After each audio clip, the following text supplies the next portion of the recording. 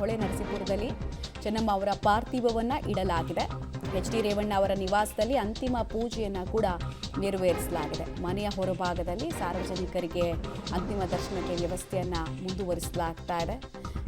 ಇನ್ನು ನಿನ್ನೆನೇ ನಾವು ನೋಡಿದ್ವಿ, ಬೆಂಗಳೂರಿನಿಂದ ಹೊಳೆ ನರಸೀಪುರಕ್ಕೆ ಹೋಗಬೇಕಾದ್ರೆ 16 ಗಂಟೆಯ ಜರ್ನಿ, ಅಂತಿಮ ಯಾತ್ರೆಯ ಜರ್ನಿ. ಆಗ ಅಷ್ಟು 16 ಗಂಟೆ ಆದರೂ ಕೂಡ ಯಾವುದೇ ಒಂದು ಊರಿಗೆ ಹೋದರೂ ಕೂಡ ಜನ ಅಷ್ಟೇ ಪ್ರೀತಿಯನ್ನು ಗೌಡರ ಕುಟುಂಬಕ್ಕೆ ತೋರಿಸ್ತಾ ಇತ್ತು. ಆದರ್ಶ ಗೃಹಿಣಿ ಮಹಾಸತಿ ಚೆನ್ನಮ್ಮ ಅವರಿಗೆ ಅತಿ ದೊಡ್ಡ ಗೌರವದ ವಿದಾಯ ಸಿಗ್ತಾ ಇದೆ. ಕುಟುಂಬ ದುಃಖದ ಮಧ್ಯೆ ಕೂಡ ಬಂದಂತಹ ಜನರಿಗೆ ವ್ಯವಸ್ಥೆಗಳನ್ನು ಮಾಡಲಾಗ್ತಾ ಇದೆ. ಇವತ್ತು ಅಷ್ಟೇ ಜಿಲ್ಲಾಡಳಿತ ಮುಂಜಾಗ್ರತಾ ಕ್ರಮವಾಗಿ ಹಾಸನ ಹೊಳೆ ನರಸೀಪುರ ಭಾಗದಲ್ಲಿ ಶಾಲಾ ಕಾಲೇಜುಗಳಿಗೆ ರಜೆಯನ್ನು ಕೂಡ ಘೋಷಿಸಲಾಗಿದೆ. ಇಷ್ಟದೇವರ ಬೆಟ್ಟದ ತಪ್ಪಲಿನ ಆವರಣದಲ್ಲಿ ಇವತ್ತು ಸಂಜೆ ಅವರ ಅಂತ್ಯಕ್ರಿಯೆಯನ್ನು ಕುಟುಂಬಸ್ಥರು ನೆರವೇರಿಸ್ತಾರೆ. ವಾಸ್ತು ಪ್ರಕಾರ ಎಲ್ಲವೂ ಕೂಡ ಆಗತ್ತೆ.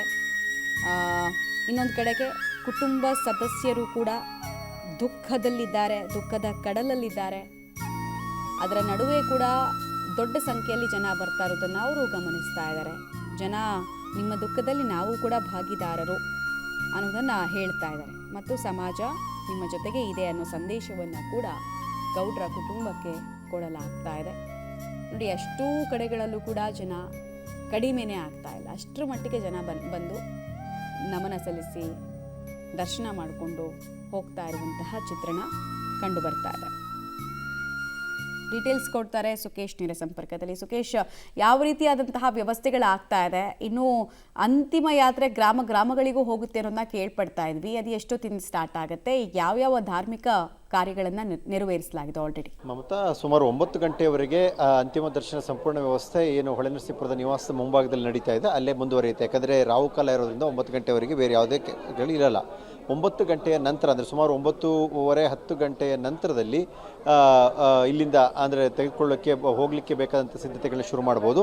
10:30 ಸುಮಾರಿಗೆ ಇಲ್ಲಿಂದ ಹೊರಟ್ರೆ ಒಂದು 3-4 ದೇವಸ್ಥಾನಗಳ ಮುಂದೆ ಕೂಡ ಹಾದು ಹೋಗಬೇಕು ಅನ್ನುವಂಥದ್ದು ದೇವೇಗೌಡರು ಒಂದು ನಿರ್ದೇಶನ ಕೊಟ್ಟಿದ್ದಾರೆ ಅನ್ನುವಂಥದ್ದು. ಆ ರೀತಿ ಹಾದು ಹೋಗಿ ಆನಂತರ ಅವರೇ ಒಂದು ರೂಟನ್ನು ಹೇಳಿದ್ದಾರೆ ಅನ್ನುವಂಥದ್ದು. ಬೇರೆ ಬೇರೆ ಗ್ರಾಮಗಳ ಮೂಲಕ ಹಾದು ಹೋಗುವಂಥ ಒಂದು ಮಾರ್ಗ ಇದೆ, ಆ ಮೂಲಕ ಹೋಗಬೇಕು. ಒಟ್ಟಾರೆಯಾಗಿ ಮಧ್ಯಾಹ್ನ 1 ಗಂಟೆಯ ಸುಮಾರಿಗೆ ಅಂತ್ಯ ಸಂಸ್ಕಾರ ನಡೆಯುವಂಥ ಸ್ಥಳಕ್ಕೆ ತೆಗೆದುಕೊಂಡು ಹೋಗುವಂಥ ಲೆಕ್ಕಾಚಾರ ಇದ್ದಂತೆ ಕಾಣಿಸ್ತದೆ. ಯಾಕೆಂದರೆ ಅವರಿಗೆ ಸಮಯ ಇರುವಂಥದ್ದು ಅಂತಿಮ ವಿಧಿವಿಧಾನವನ್ನು ಶಾಸ್ತ್ರದ ಪ್ರಕಾರ ಮತ್ತು ವಾಸ್ತುವಿನ ಪ್ರಕಾರ ಎಲ್ಲವನ್ನು ಸಿದ್ಧತೆ ಮಾಡಿಕೊಂಡಿರೋದ್ರಿಂದ ಆ ಶಾಸ್ತ್ರವನ್ನು 2 ರಿಂದ 4 ಗಂಟೆಯ ಮಧ್ಯ, ಅಂದರೆ 2 ಗಂಟೆ ಏನಿದೆ ಆ 2 ಗಂಟೆಯಲ್ಲಿ ಸಂಪೂರ್ಣವಾಗಿ ಎಲ್ಲ ವಿಧಿವಿಧಾನಗಳು, ಶಾಸ್ತ್ರಗಳು, ಪೂಜೆಗಳು ಎಲ್ಲವನ್ನು ಮುಗಿಸಿಕೊಂಡು ಅಂತ್ಯ ಸಂಸ್ಕಾರವನ್ನು 4 ಗಂಟೆಯ ಒಳಗಾಗಿ ಮುಗಿಸಬೇಕು ಅನ್ನುವಂಥ ನಿರ್ದೇಶನ ಇರೋದ್ರಿಂದ, ಪುರೋಹಿತರು ಹೇಳಿರೋದ್ರಿಂದ ಅದೇ ರೀತಿಯಲ್ಲಿ ನಡ್ಕೊಳ್ಬೇಕು ಅನ್ನುವಂಥದ್ದು ಕೂಡ ದೇವೇಗೌಡರು ಕೂಡ ಸೂಚನೆಯನ್ನು ಕೊಟ್ಟಿದ್ದಾರೆ ಅನ್ನುವಂಥದ್ದು.